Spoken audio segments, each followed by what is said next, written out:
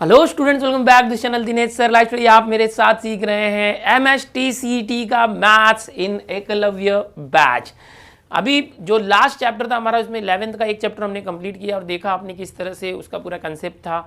MCQ की practice हमने की है। अभी उसकी टेस्ट सीरीज हम लेने वाले हैं, साथ में ही लाइव मेंटी क्विज के जरिए भी मैं आपका टेस्ट लेने वाला हूँ। बट पैरेलली उसके साथ में हम स्टार्ट कर रहे हैं 12th का भी जो मैथ्स का चैप्टर है वो। यहाँ पर 12th में जैसे कि आप जानते हो मैथमेटिकल लॉजिक सबसे पहला चैप्टर है। ओके, तो इसको आज हम देखेंगे डिटेल्ड में, सब कुछ इसका पूरा निचोड़ में आपके सामने एक साथ रखने वाला हूँ। ये जो पूरा चैप्टर है इसके अंदर जितने भी कंसेप्ट है वो सबको सिखाऊंगा भी, समझाऊंगा भी, आपको याद भी हो जाएगा। और इसके ऊपर अगर कोई MCQ क्वेश्चन आता है तो आप जरूर कर लेंगे। अब एक बात हमें यहाँ पर बार बार समझनी चाहिए कि जो एग्ज़ाम है उसका पैटर्न क्या है। तो आपको बता दूं कि टोटल 50 क्वेश्चंस आएंगे एग्जाम में। कितने क्वेश्चन? 50 क्वेश्चंस मैथ्स के। हर क्वेश्चन 2 मार्क का होगा। टोटल कितने मार्क्स हो गए? 100 मार्क्स हो गए। बट 90 मिनट्स का ही टाइम आपको मिलने वाला है। क्वेश्चन है 50, समय है 90 मिनट। तो 90 मिनट में 50 क्वेश्चन करना है। इसका मतलब अगर आप कैलकुलेशन करते हो फॉर टाइम मैनेजमेंट तो 5 मिनट के अंदर 3 क्वेश्चन सॉल्व होने चाहिए। ऐसा एक टारगेट बना के आपको चलना पड़ेगा जब भी आप पेपर दोगे या प्रैक्टिस करोगे। 5 मिनट के अंदर 3 क्वेश्चन करने हैं। ऐसा करने से 80 मिनट के अंदर आपके 48 क्वेश्चन हो जाते हैं और लास्ट के 10 मिनट बचते हैं जिसमें आपको 2 क्वेश्चन सॉल्व करने के बाद जो आपने कोई क्वेश्चन छोड़ा होगा उसको भी आप कर सकते हो। दूसरी बात, जो 11th के 10 चैप्टर हैं आपको मैथ्स के, उसमें से 10 चैप्टर में से 10 ही क्वेश्चन आने वाले हैं। यानी हर चैप्टर से एक ही क्वेश्चन आने वाला है। जैसे अभी हमने एक चैप्टर पूरा किया 11th का ट्रिगोनोमेट्री, तो जो ट्रिगोनोमेट्री है उसमें से सिर्फ एक ही क्वेश्चन आएगा, लेकिन कंसेप्ट कितना सारा है, कुछ भी आ सकता है। तो आपको पूरा कंसेप्ट सीखना पड़ेगा। ओके, 11th में से हर चैप्टर से एक क्वेश्चन आएगा। और 12th में जैसे कि आप जानते हो 15 chapter as per new syllabus. तो ये जो 15 चैप्टर है इसमें से 40 क्वेश्चन आएंगे। 15 क्वेश्चन में से 15 चैप्टर में से 40 क्वेश्चन, मतलब हर एक चैप्टर में से 2 या तो 3 क्वेश्चन फिक्स है। मैक्सिमम 3, मिनिमम 2 क्वेश्चन फिक्स है as per weightage of the chapter. यानी कि सिर्फ 2 या 3 क्वेश्चन इस चैप्टर में से आने वाला है, लेकिन उसके लिए हमें पढ़ना पूरा पड़ेगा। तो आओ चलो शुरुआत करते हैं मैथमेटिकल लॉजिक इस चैप्टर की और देखेंगे इसके अंदर क्या क्या डिटेल में है सब टॉपिक्स।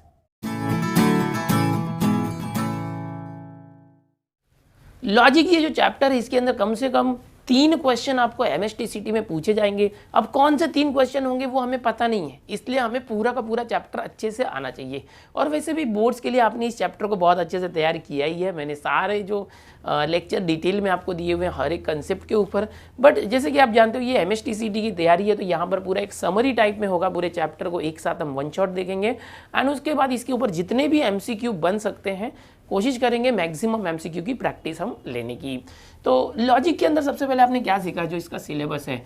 सेंटेंस कोई एक होता है इंग्लिश के अंदर, कोई एक सेंटेंस होगा मैथ्स के अंदर, उस सेंटेंस को स्टेटमेंट कब कहा जाएगा। ओके, मैं एकदम ज़्यादा डिटेल में नहीं जाऊँगा क्योंकि आपको सब कुछ पता ही है।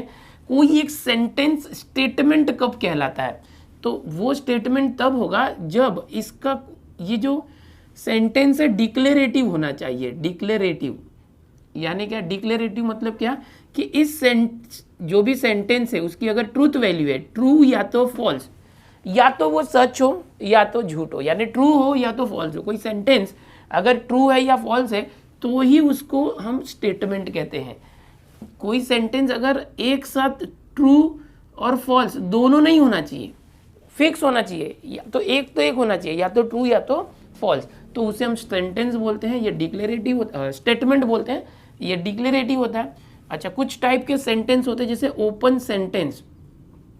ओपन सेंटेंस में पता नहीं होता कि इसकी ट्रूथ वैल्यू ट्रू होगी कि फॉल्स होगी। ऐसे जो सेंटेंस होते हैं ओपन सेंटेंस होते हैं। इसके बाद कुछ इंपरेटिव सेंटेंस होते हैं। इंपरेटिव क्या होता है? जो ऑर्डर्स होते हैं। Okay, open the window, give me a glass of water, इस तरह से जो ऑर्डर या रिक्वेस्ट होते हैं, please give me your pen, वो हो गए। एक्सक्लामेटरी हो गए, एक्सक्लामेटरी सेंटेंस। फिर इंट्रोगेटिव सेंटेंस यानी जो क्वेश्चंस होते हैं। ओके, उसको मैं शॉर्ट में क्वेश्चंस लिखता हूँ। तो ये जो टाइप के सेंटेंस होते हैं इनको हम स्टेटमेंट नहीं लेते हैं। These are not statements. सीधा है, ज़्यादा हमें कंफ्यूज नहीं होना है, सीधा सीधा बता रहा हूँ।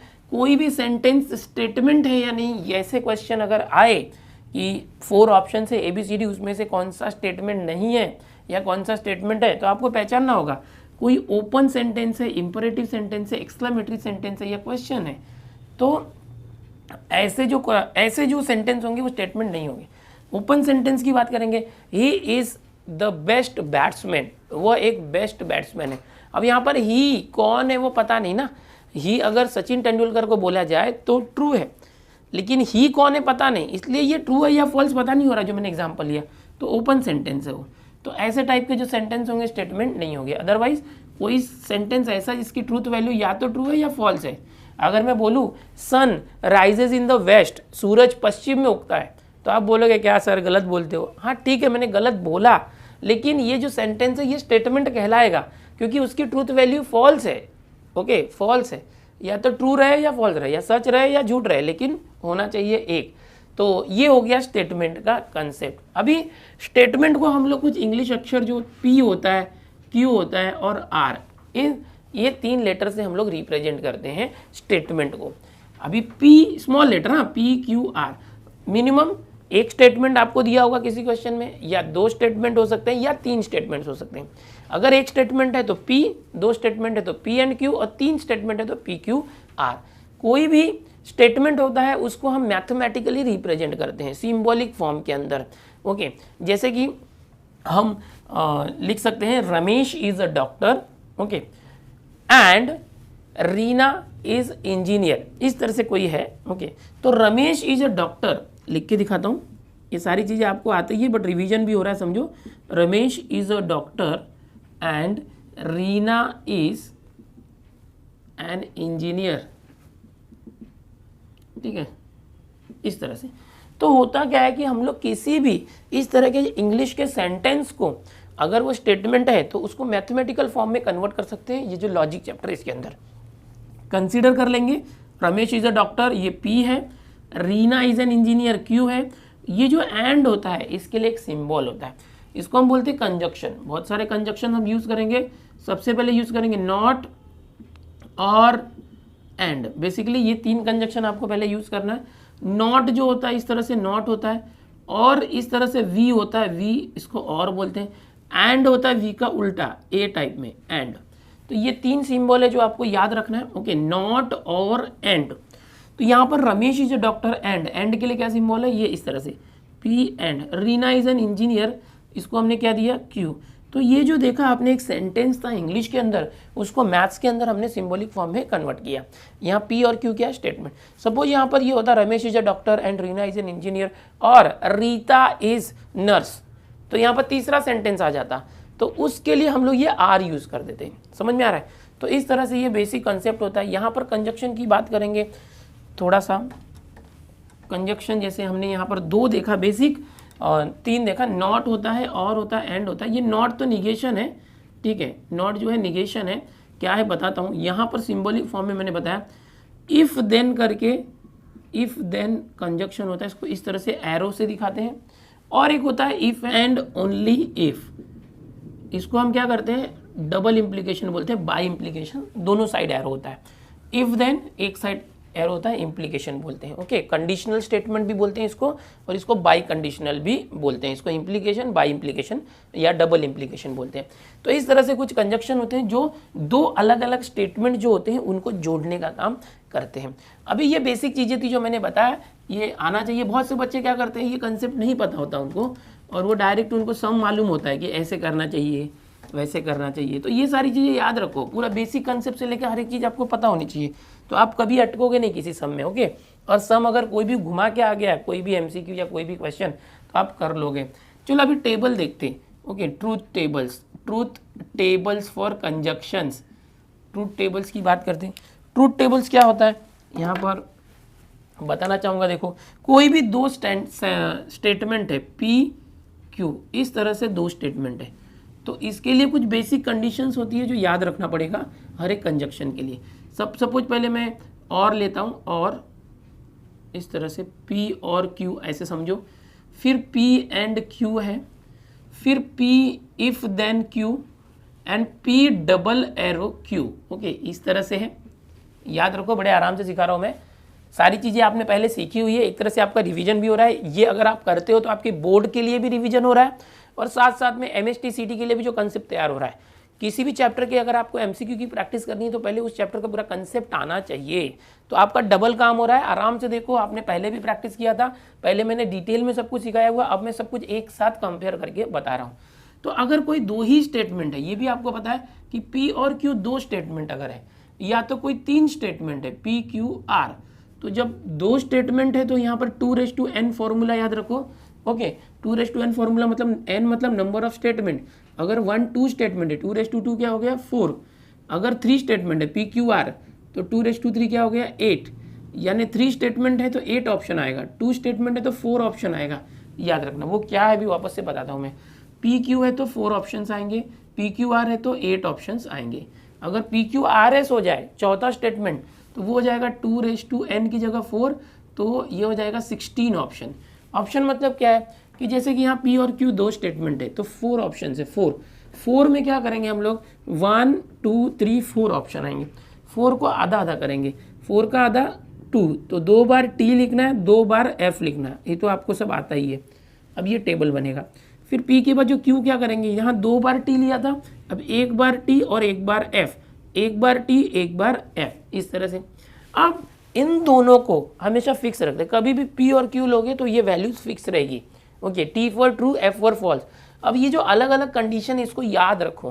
पूरे MST CT का जब भी पेपर में कोई भी क्वेश्चन आएगा तो ये टेबल बहुत इंपॉर्टेंट है, इसको अपने माइंड में फिट रखना है। कंडीशंस याद रखनी है कि एंड होगा तो क्या होता है, और होगा तो क्या होता है, इफ देन में क्या होता है, सारी रूल्स मालूम होना चाहिए। तो यहाँ पर देखो, और के लिए मैं ट्रिक बताता हूँ, आपको पहले से भी पता होगा अगर आपने पढ़ा है तो, नहीं तो कोई बात नहीं, देख लो। और में क्या होता है, P और Q के अंदर अगर दोनों में से एक भी T दिखा तो T, दोनों में से, ये दोनों T है तो T, दोनों में से एक भी T दिखा तो T, एक भी T दिखा तो T, और एक भी T नहीं दिखा तो फॉल्स। ये और टेबल का रूल होता है।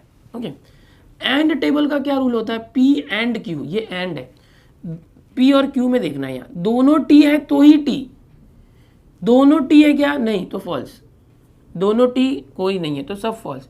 यानी एंड में क्या होता है, दोनों T होगा तो ही T, और में क्या होता है, एक भी T हुआ तो T। इस तरह से आपको याद रखना। अभी इफ P देन Q है, इफ P देन Q, ऐसे में क्या होता है कि अगर पहले T है बाद में F है और इफ देन है, T इफ देन F, तो ही आपको फॉल्स मिलेगा। ये कंडीशन याद रखो सिंगल एरो के लिए। इफ T देन F है तो false, otherwise true. If T then F है तो फॉल्स, याद रखो। ये एरो वाले के लिए बता रहा हूँ। P और Q को ही देखना है, पहला T दूसरा F कहाँ पर है, ऐसा कहाँ पर है, ये रहा T देन F, तो फॉल्स, और बाकी सब ट्रू रहेंगे। ये ट्रू ट्रू ट्रू, तो कभी भी एरो में ये कंडीशन ढूंढने की कोशिश करो, क्या हमारा कंडीशन T देन F है क्या, तो फॉल्स, ऐसा नहीं है दूसरा कुछ भी है तो ट्रू। समझ गए। फिर डबल एरो में क्या होता है कि P और Q दोनों का जो स्टेटस है सेम होगा, दोनों T है या दोनों F है तो T, दोनों सेम है तो T, दोनों T है तो T, दोनों F है तो T, और दोनों अलग अलग है TF FT तो फॉल्स। बस इतनी बातें आपको याद रखनी चाहिए। जो मैंने टेबल यहाँ पर दिया है इसका स्क्रीनशॉट ले लो, और इसका जो ट्रिक बताया याद रखो। और में क्या ट्रिक बताया, एक भी T होगा तो T, ओके, एंड में दोनों T होगा तो ही T, इफ देन में पहले T और बाद में F होगा तो ही फॉल्स, अदरवाइज सब ट्रू। डबल एरो में दोनों सेम होगा तो T और दोनों डिफरेंट होगा तो F। बस स्क्रीनशॉट ले लो इसका। तो ये कंसेप्ट हुआ ट्रूथ टेबल का। ओके, अब इसके अंदर हम लोग और भी कंसेप्ट देखते हैं। अब ये जो टेबल्स मैंने बताया इसमें एक निगेशन रह गया है। सपोज कोई स्टेटमेंट P है और उसका निगेशन निकालना है, तो एट दैट टाइम सीधी सी बात है, अगर कोई स्टेटमेंट या तो P ट्रू होगा या फॉल्स, इसके लिए दो ही कंडीशन होती है एक स्टेटमेंट के लिए। जैसे मैंने बताया P एंड Q है तो 4 ऑप्शन होंगे, PQR है तो 8 ऑप्शन होंगे बिकॉज ऑफ 2n। अभी एक ही स्टेटमेंट है P, तो 2 कितना होता है 2, तो दो ही ऑप्शन हुए T और F। तो अगर P ट्रू है तो उसका निगेशन क्या होगा, फॉल्स, और P अगर फॉल्स है उसका निगेशन होगा ट्रू। याद रखो, T है तो निगेशन फॉल्स और F है तो निगेशन T। तो ये निगेशन की बात हो गई जो मैंने यहाँ पर बताया। अभी ये जितने भी हमने कनेक्टिव्स देखे उसमें सब कुछ, तो ये क्या होता है सेट के साथ, ये जो मैथमेटिकल लॉजिक है, लॉजिक जो है इक्विवेलेंट होता है सेट से। जो आपने 9th में और 11th में सेट देखा ना, सेट में आपने क्या क्या देखा था कि एक तो कॉम्प्लीमेंट होता है, जैसे ए कॉम्प्लीमेंट होता है, फिर एक यूनियन होता है और एक इंटरसेक्शन होता है, याद है ना आपको, एक सबसेट होता है, एक इक्वल सेट होता है। तो ये सारी चीज़ें हैं ना, ये मैथमेटिकल लॉजिक में इक्वलेंट है। जो हम निगेशन देते हैं, ये निगेशन है कॉम्प्लीमेंट को, किसी सेट का जो कॉम्प्लीमेंट होता है वो किसी स्टेटमेंट के निगेशन को सेम होता है। जैसे यूनियन होता है यहाँ पर हम लोग और लेते हैं, जो कंजक्शन जिसको बोलते हैं, ओके, और इसको कंजक्शन भी बोलते हैं, तो ये यूनियन को इक्विवेलेंट होता है। ये जो एंड इंटरसेक्शन होता है, इसके लिए ये एंड होता है, इसको डिसजंक्शन भी बोलते हैं, ठीक है। इसके बाद जो ये इफ देन होता है, ये सबसेट होता है, ओके, सबसेट को इक्विवेलेंट होता है। और यहाँ पर जो डबल इम्प्लीकेशन होता है बाई कंडीशनल, ये इक्वल सेट को करस्पॉन्ड करता है। मतलब ये क्या होता है, इक्विवेलेंट। जो सेट थियरी आपने सीखा है ना, वही चीज़ें लॉजिक में भी है, बट सिंबल अलग अलग है, ओके। ये मैथ्स के फॉर्म में है। और ये कैसा है कि सेट के अंदर हमने देखा था कि set A B C D होगा तो अलग अलग सेट के बीच में यूनियन होता है, इंटरसेक्शन होता है।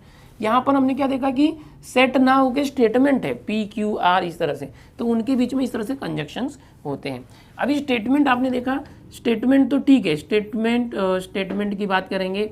स्टेटमेंट पी होता है, क्यू होता है, आर, इस तरह से बेसिकली हम एक और स्टेटमेंट की बात कर सकते हैं। पी क्यू आर एस ये स्टेटमेंट है, बट किसी सेंटेंस के अंदर अगर जैसे पी और क्यू इस तरह से है, या समझो इसमें इस तरह से एंड आर आ गया, तो एक से ज़्यादा जब स्टेटमेंट होते हैं और बीच में कनेक्टिव्स इस तरह से आते हैं, तो इसको हम लोग बोलते हैं स्टेटमेंट पैटर्न, ओके। ये सारी चीज़ें याद रखो, इसको क्या बोलेंगे, स्टेटमेंट पैटर्न। तो ये कुछ बेसिक हुआ, और भी कुछ देखते हैं। अभी हम लोग कंडीशनल स्टेटमेंट की बात करते हैं। कोई एक कंडीशनल स्टेटमेंट है, सपोज इस तरह से P देन Q, तो ये जो कंडीशनल स्टेटमेंट होता है इसके अलग अलग फॉर्मेट होते हैं। जैसे इस स्टेटमेंट का एक कन्वर्स हो सकता है, इनवर्स हो सकता है, कॉन्ट्रापोजिटिव। जैसे कोई एक स्टूडेंट है, कोई एक लड़का है, उसके होते हैं ना कि मौसी मौसा, भाई बहन, चाचा चाची, वैसे ये जो स्टेटमेंट है इसके भी अलग अलग रिलेशंस हैं। इस स्टेटमेंट का कन्वर्स है, इनवर्स है, कॉन्ट्रापोजिटिव है। तो इसको हम चेंज करेंगे। जैसे इसका अगर बोल दिया गया कि ये जो स्टेटमेंट है इसका कन्वर्स करो, तो आप क्या करोगे, इफ़ पी देन क्यू, है ना, उल्टा कर दोगे, क्यू को पहले और पी को बाद में ले लोगे, क्यू देन पी, इसको बोलते हैं कन्वर्स, किसी एक कंडीशनल स्टेटमेंट का कन्वर्स। लेकिन अगर आपको बोला गया कि इसका इन्वर्स लिखो, ये जो स्टेटमेंट है इसका ही इन्वर्स, तो इसका इन्वर्स कैसे करोगे, जो है वही लिखने का, if P then Q, but दोनों में निगेशन ला देना है, नॉट, ओके, निगेशन ला देना है, ओके। और अगर समझो ये जो स्टेटमेंट है इसी का बोला गया कि कॉन्ट्रापॉजिटिव लिखो, तो कॉन्ट्रापॉजिटिव कैसे करते हैं, ये जो पी देन क्यू का आपने कन्वर्स किया था ना, वो कन्वर्स लिख दो पहले, क्यू देन पी, और दोनों को माइनस दे दो, तो इसको बोलते हैं कॉन्ट्रापॉजिटिव। तो किसी एक कंडीशनल स्टेटमेंट के ये 3 अलग अलग रूप होते हैं, याद रखो। लेकिन क्या ये लॉजिकली इक्विवेलेंट होते हैं? अब लॉजिकली इक्विवेलेंट का मतलब क्या होता है, जब आप ट्रूथ टेबल बनाते हैं, समझो मैं यहाँ पर एक बना के दिखाता हूँ, लॉजिकली इक्विवेलेंस, ओके, यानी कि क्या होता है कि आपने ऑलरेडी सीखा हुआ है कि कोई भी 2 स्टेटमेंट पैटर्न अगर दोनों इक्वल है, इक्वल कब हो गया, जब इनकी फाइनल कॉलम में जो एंट्रीज सेम होती है तब हम बोलते हैं ना दोनों इक्वल है। तो अगर वैसा होगा तो लॉजिकल इक्विवेलेंट होते हैं लॉजिकली। तो चेक करते हैं ये चारों में से कौन से 2 ऐसे हैं जिनका ट्रूथ वैल्यू का पैटर्न सेम आता है, या ओके। तो देखते हैं, चलो ये पी क्यू है, निगेशन पी और निगेशन क्यू भी ले लेते हैं हम लोग, जस्ट चेक कर रहे हैं और बता दूंगा मैं कि कौन सा किसके लॉजिकली इक्विवेलेंट है, ओके। जैसे ये पी देन क्यू यहाँ पर ले लिया हमने, ओके, फिर दूसरा क्यू देन पी ले लिया हमने, फिर negation P then negation Q यहाँ पर आ गया, finally negation Q then negation P आ गया। अभी फटाफट चेक कर लेते हैं, यहाँ पर पी और क्यू 2 ही है, तो टी टी एफ एफ, इस तरह से 4 ऑप्शन आ गए। ज़्यादा टाइम नहीं लूँगा आपका मैं, T F negation P, F F T T negation Q, F T F T, ये पी देन क्यू, ये पी देन क्यू है, तो टी और एफ याद है ना एरो में, टी एफ ये रहा, पी और क्यू को देखना, सिर्फ पी और क्यू है इसलिए P then Q, if P then Q, तो टी एफ को देखो ये फॉल्स हो गया, बाकी के सब ट्रू हो गए, समझ में आ गया।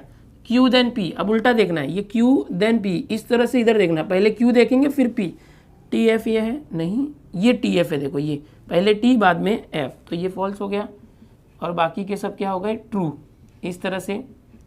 अब not P then not Q, अब ये देखो ये not P then not Q, ये नहीं है, यहाँ से यहाँ पहले ये फिर ये, तो टी एफ कहाँ पर है, देखो ये रहा, ये टी एफ है तो ये एफ हो गया, बाकी के सब ट्रू हो गए, ओके, क्योंकि एक ही टी एफ है। हाँ, फिर not Q then not P, not Q then not P, यानी ऐसे देखेंगे, पहले not Q then not P, तो यहाँ पहले टी कौन सा, ये, उसके बाद एफ है, ये रहा, और है क्या, टी के बाद एफ नहीं, ये टी और एफ है, तो इसको हम फॉल्स करेंगे, बाकी सब ट्रू।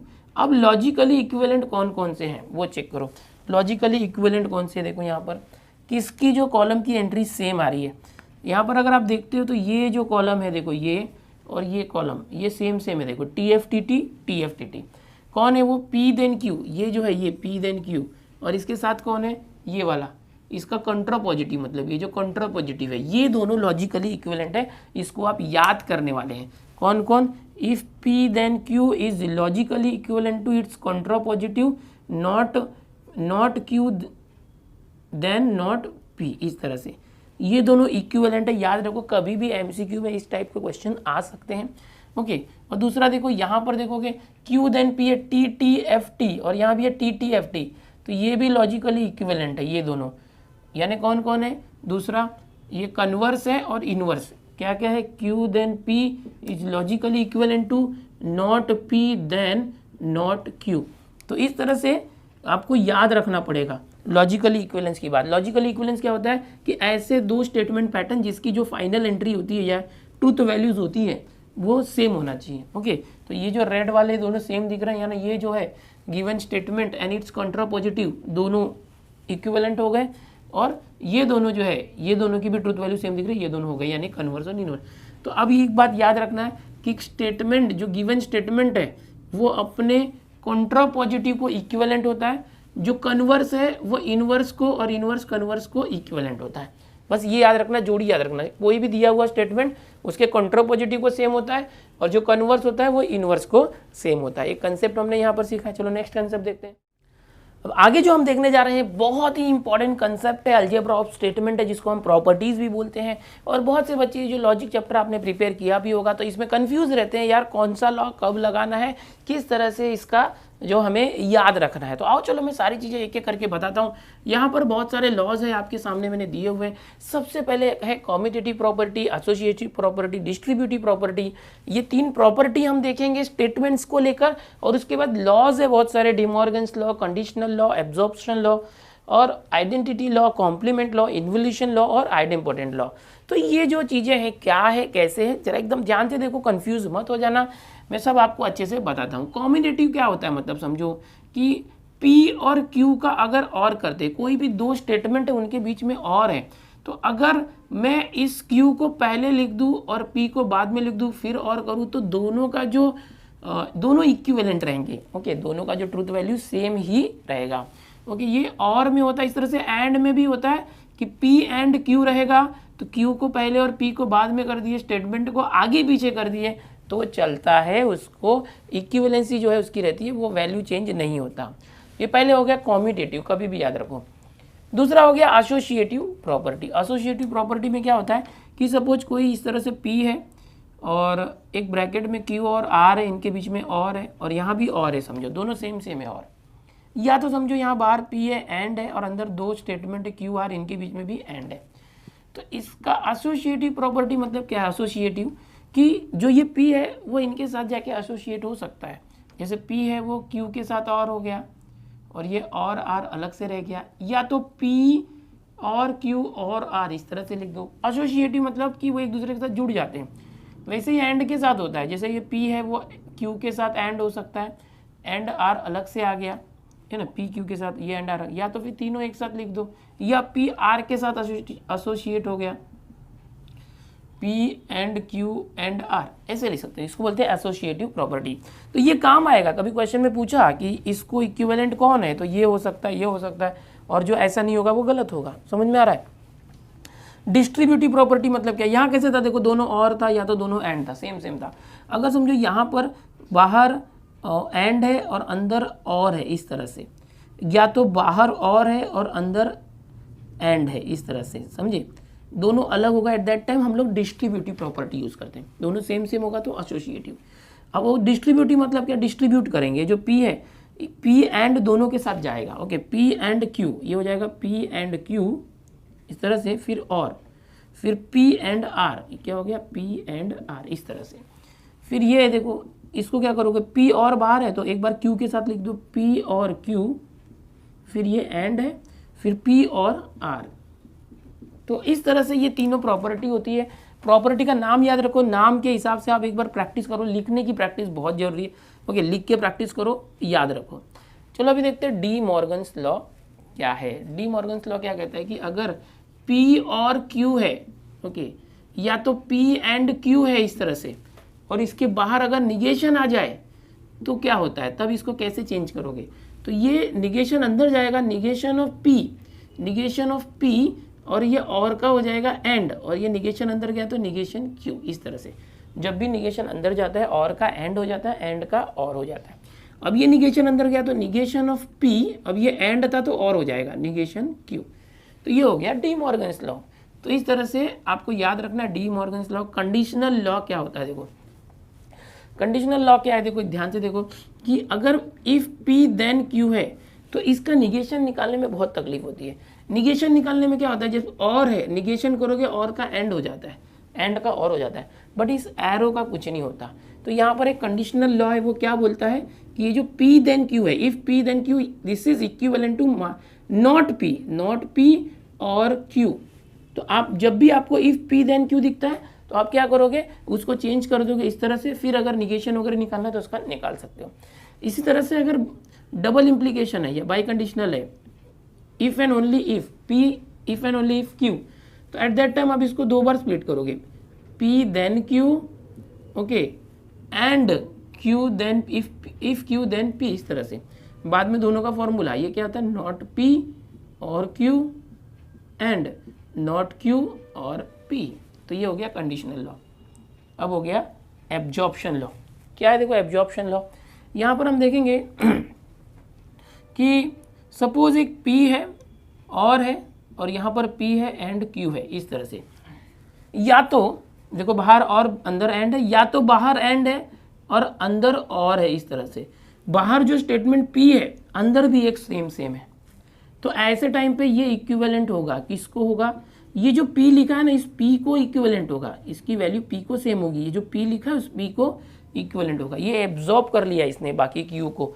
तो ये एक लॉ है जिसको आप याद रख सकते हो कि P और P एंड Q ऐसे जब भी होगा, बाहर और अंदर एंड है, या तो बाहर एंड अंदर और है, और दोनों के ब्रैकेट के अंदर और बाहर जो स्टेटमेंट सेम है, जैसे P स्टेटमेंट तो P सेम है तो P आंसर आएगा, यहाँ भी P आंसर आएगा, Q हट जाएगा, एब्जॉर्ब हो गया Q। तो इस तरह से ये एब्जॉर्प्शन लॉ होता है। आगे देखो आइडेंटिटी लॉ की बात करते हैं। क्या होता है, देखो अगर आइडेंटिटी लॉ क्या बोलता है, कोई स्टेटमेंट P है उसका और कर रहे हो ट्रू के साथ, या तो कोई स्टेटमेंट P है उसका और कर रहे हो F के साथ, ओके, तो क्या आएगा। और इसी तरह से कोई स्टेटमेंट P है उसका एंड कर रहे हो ट्रू के साथ, या तो कोई स्टेटमेंट P है उसका एंड कर रहे हो फॉल्स के साथ, तो आंसर क्या आएगा। यानी डायरेक्ट स्टेटमेंट P है, इसकी ट्रूथ वैल्यू T पता है बट ये पता नहीं है।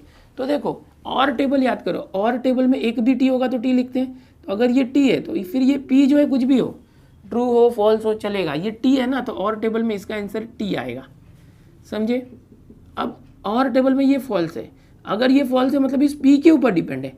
अगर ये P T रहा तो T और F ट्रू हो जाएगा, अगर ये P फॉल्स रहा तो फॉल्स और फॉल्स फॉल्स हो जाएगा, मतलब इस P पे डिपेंड है, तो यहाँ पर आंसर P आता है। इसको बोलते हैं आइडेंटिटी लॉ। अब एंड के अंदर देखो, एंड P एंड T, अगर दोनों T होगा तो ही T होगा, बिकॉज एंड है, ये तो T है, इसका मतलब P के ऊपर डिपेंड है। अगर ये T रहा तो T आएगा, ये F रहा तो F एंड T F हो जाएगा, यानी कि इसका आंसर P आएगा। फिर फॉल्स, एंड में F है, अगर दोनों T होगा एंड में तो ही T होता, बट ये तो ऑलरेडी फॉल्स है, फिर P कुछ भी रहे ये फॉल्स ही आने वाला है। तो इसको हमने क्या बोल दिया, ये आइडेंटिटी लॉ है, याद रखना है, ओके। अभी कॉम्प्लीमेंट लॉ। अब कॉम्प्लीमेंट लॉ क्या है, देखो कॉम्प्लीमेंट लॉ क्या है कि अगर कोई स्टेटमेंट है P और उसका उसके निगेशन के साथ में आप और लेते हो, या तो स्टेटमेंट P है उसका निगेशन के साथ एंड करते हो, तो आंसर क्या आएगा, उसको हम बोलेंगे कॉम्प्लीमेंट। कॉम्प्लीमेंट जैसे P है, P को उसके कॉम्प्लीमेंट यानी निगेशन P के साथ और या तो एंड कर रहे हैं, तो देखो और में क्या होता है कि अगर ये P ट्रू है तो ये फॉल्स हो जाएगा, निगेशन है, अगर ये फॉल्स है तो ये ट्रू हो जाएगा, और मतलब दोनों अलग ही रहेंगे, कभी दोनों सेम आएंगे नहीं। और में क्या होता है कि अगर दोनों अलग है तो आंसर क्या है, मतलब एक टी रहेगा एक एफ रहेगा, मतलब आंसर ट्रू रहेगा। तो इसका आंसर ट्रू आने वाला है। एंड में क्या है, देखो अगर पी ट्रू है तो ये निगेशन है, पी मतलब फॉल्स हो जाएगा, यानी दोनों अलग आ रहे हैं। एंड में दोनों टी होगा तो ही टी होता है, इसका मतलब ये फॉल्स आ जाएगा। इस तरीके से समझे, इसको बोलते हैं कॉम्प्लीमेंट लॉ। अभी इन्वोल्यूशन लॉ क्या होता है, देखो इन्वोल्यूशन लॉ मतलब निगेशन करते हैं। जैसे निगेशन ऑफ निगेशन पी, कोई निगेटिव है, ओके, निगेशन पी है, उसका निगेशन करोगे तो निगेशन निगेशन हट जाएगा, ओनली पी आ जाएगा। या तो समझो निगेशन ऑफ टी करना है, ट्रू का निगेशन तो फॉल्स आएगा, या तो क्या है कि अगर फॉल्स का निगेशन करोगे तो क्या आएगा, एफ का निगेशन ट्रू आ जाएगा, एफ का निगेशन क्या आ गया, ट्रू आ गया। तो ये होता है इन्वोल्यूशन लॉ। अभी फाइनली आइडेम्पोटेंट लॉ, ये क्या होता है, कोई स्टेटमेंट है उसका उसी के साथ और करना, या तो उस स्टेटमेंट का उसी के साथ एंड करना, उसी स्टेटमेंट के साथ, पी है तो पी के साथ एंड करना। तो किसी स्टेटमेंट का उसी के साथ और या तो एंड करते हो तो वही स्टेटमेंट आ जाता है पी। तो इतने 10 लॉ है लॉजिक के, जिसमें बच्चे बहुत कंफ्यूज रहते हैं। यहाँ पर 10 के 10 लॉ मैंने एकदम इजी तरीके से बताने की कोशिश की है। आप इन जो लॉज और ये प्रॉपर्टी है, मतलब 3 प्रॉपर्टी है 7 लॉ है, इसको अच्छे से याद कर लो और इसको कम से कम एक बार अच्छे से लिखो और इसका ट्रिक याद रखो, ठीक है। चलो इसका एक बार आप स्क्रीनशॉट ले लो ताकि आप बाद में लिख पाओ अच्छे से, ओके। और इसको पूरा याद रखना, एमसीक्यूज में बहुत हेल्प करने वाला है। आगे जो है टाइप्स ऑफ स्टेटमेंट की बात करेंगे, कितने टाइप के स्टेटमेंट्स हो सकते हैं। जैसे कि आप जानते हो कोई भी एक स्टेटमेंट पैटर्न है, अगर वो ट्रूथ टेबल उसका आप बनाते हो, लास्ट के कॉलम में देखते हो सारी की सारी ट्रूथ वैल्यू जो है टी आ रही है, तो उसको हम बोलते हैं टोटोलॉजी, टोटोलॉजी, ओके, इस तरह से। और अगर लास्ट कॉलम जो है किसी स्टेटमेंट पैटर्न का जो फाइनल एंट्रीज है सब की सब फॉल्स है, तो उसको हम लोग बोलते हैं कि कॉन्ट्राडिक्शन। क्या बोलते हैं, कॉन्ट्राडिक्शन।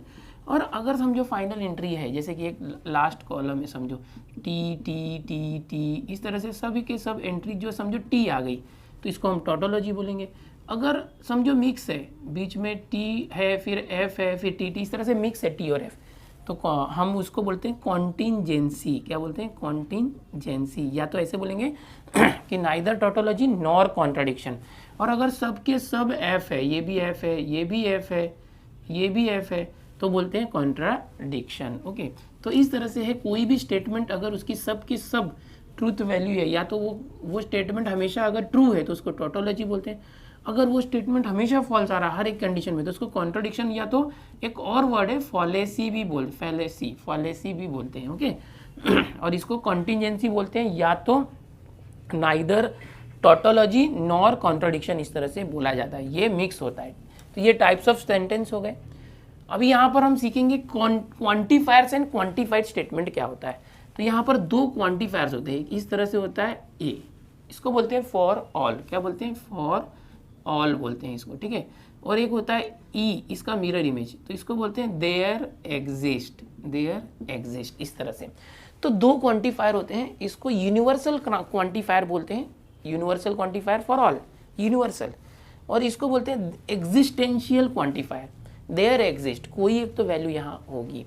और क्वांटिफाइड स्टेटमेंट मतलब क्या है कि सपोज कोई है कि x plus 3 is equal to 5, इस तरह से दिया हुआ एक ओपन सेंटेंस है। ये क्या है, एक ओपन सेंटेंस।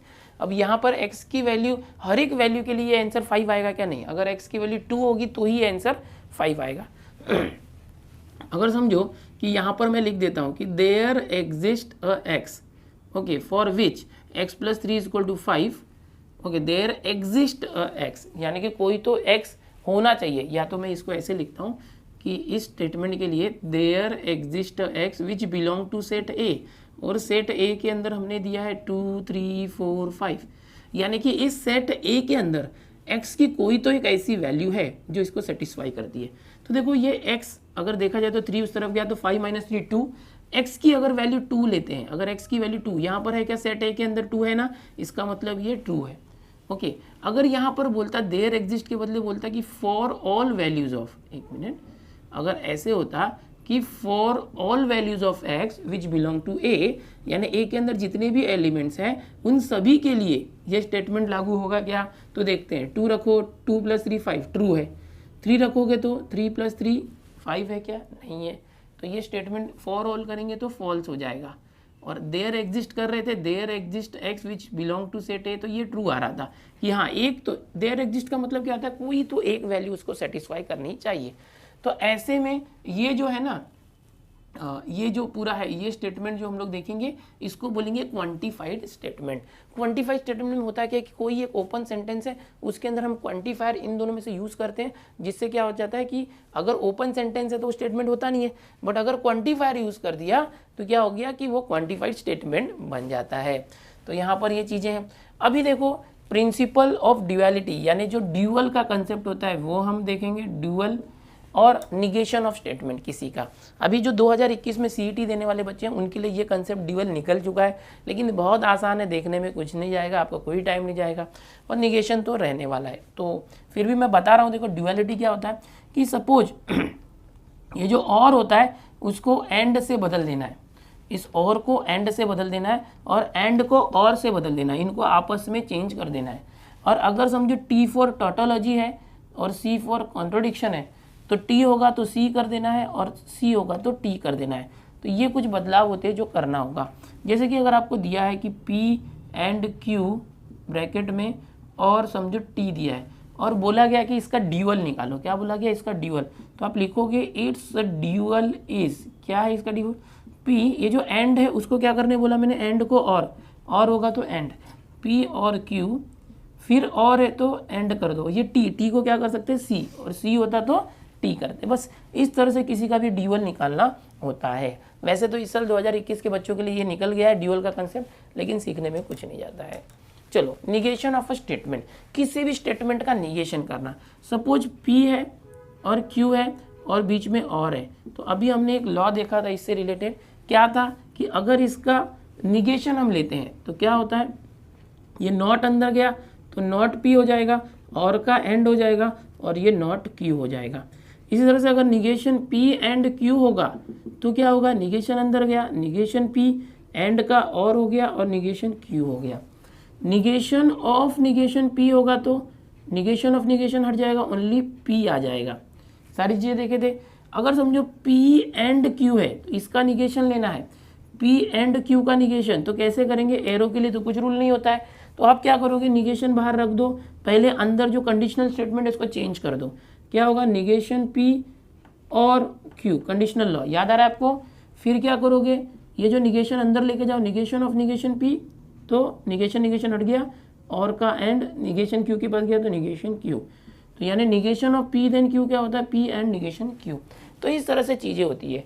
अभी ये जो क्वान्टिफाइड स्टेटमेंट अगर कोई है, अगर समझो इस तरह से for all values of A, okay, for all values of X which belongs to set A, इस तरह से कोई है अगर क्वांटिफाइड स्टेटमेंट, और इसका निगेशन अगर करना है, इसका क्या करना है, निगेशन, तो क्या हो जाएगा कि there exist X which belong to set A। यानी जब भी फॉर ऑल होता है इस तरह से, फॉर ऑल ये जो होता है उसको चेंज करते हैं देयर एग्जिस्ट में, और अगर समझो निगेशन करना होता there exist X which belongs to A, तो आप क्या करते, निगेशन अंदर गया, देयर एग्जिस्ट का फॉर ए कर दिया, फॉर ऑल, ओके, इसको हटा के निगेशन और ये हटाएंगे और x बिलोंग्स टू ए। तो मतलब क्या करना है कि फॉर ऑल का निगेशन जो होता है देयर एग्जिस्ट, और देयर एग्जिस्ट का निगेशन फॉर ऑल होता है। तो यहाँ पर जो लॉजिक है उसका मैक्सिमम कंसेप्ट मैंने आपको सिखा दिया है। अभी जो एक कंसेप्ट रह जाता है सर्किट, जो सर्किट, ओके, मैथमेटिकल सर्किट यहाँ पर बोलेंगे, सर्किट वाला या लॉजिकल सर्किट हम बोलेंगे। तो ये सर्किट वाला जो कंसेप्ट इस चैप्टर के अंदर बचा है, जो बच्चे 2021 के अंदर MSTCT देना चाहते हैं उनको ये सर्किट का जो टॉपिक है वो बोर्ड एग्जाम में नहीं आने वाला है, और ये जो सर्किट का टॉपिक है CET में भी नहीं आएगा, ओके। और जो बच्चे 2021 के बाद 2022-23 में MSTCT देंगे उनको ये सर्किट का कंसेप्ट रहने वाला है। ऑलरेडी मैंने बोर्ड्स के लेक्चर के अंदर बहुत अच्छे से सर्किट को एक्सप्लेन किया है। अभी MSTCT के लिए ज़रूरत पड़ी तो मैं अलग से एक डेडिकेटेड वीडियो लेके आऊँगा सर्किट के लिए, बट 2021 वाले बच्चों के लिए उसकी ज़रूरत नहीं होने वाली है, ठीक है। तो यहाँ पर जो एकलव्य बैच का हमारा मैथ्स का सीरीज चल रहा है, तो आज मैंने लॉजिक का जो पूरा कंसेप्ट है उसको वन शॉट लेक्चर में कवर करने की कोशिश की है। जो मैक्सिमम इसके जो टॉपिक्स थे, कंसेप्ट थे, उसको आज मैंने आपको एक ही लेक्चर के अंदर पूरा सब कुछ बताया। बहुत ईजी चैप्टर है, मैक्सिमम इसके अंदर से 3 क्वेश्चन आएंगे, बच्चों 40 क्वेश्चन 12वीं के बुक से आने वाले हैं, 12th के 3 क्वेश्चन इस चैप्टर से आएंगे, समझ में आ रहा है अभी। तो आपको क्या करना है कि ये चैप्टर का ये बहुत इजी चैप्टर है, सबसे इजी चैप्टर यही है, तो इसका कंसेप्ट एक बार अच्छे से पढ़ लो। अभी मैंने जो ये लेक्चर दिया है, इस लेक्चर को पहले आप स्क्रीनशॉट ले लो, ले लिया अभी जो मैंने लेक्चर आपको दिया है ये पूरा, अगर आपने ये देखा होगा तो एक तरीके से आपका बोर्ड के लिए भी जो चैप्टर है उसका पूरा रिवीजन हो गया है। ओके, इसके अलावा मैंने ये पूरा चैप्टर जो है हर एक्सरसाइज के लिए एक एक वीडियो दिया हुआ है बहुत डिटेल में, लेकिन MSTCT के लिए जो चाहिए वो मैंने बता दिया। अब हमको क्या करना है कि इसके जो कंसेप्ट के ऊपर MCQ बहुत सारे प्रैक्टिस करने पड़ेंगे, मल्टीपल चॉइस क्वेश्चन जो CET में आ सकते हैं, 3 क्वेश्चन आने वाले हैं।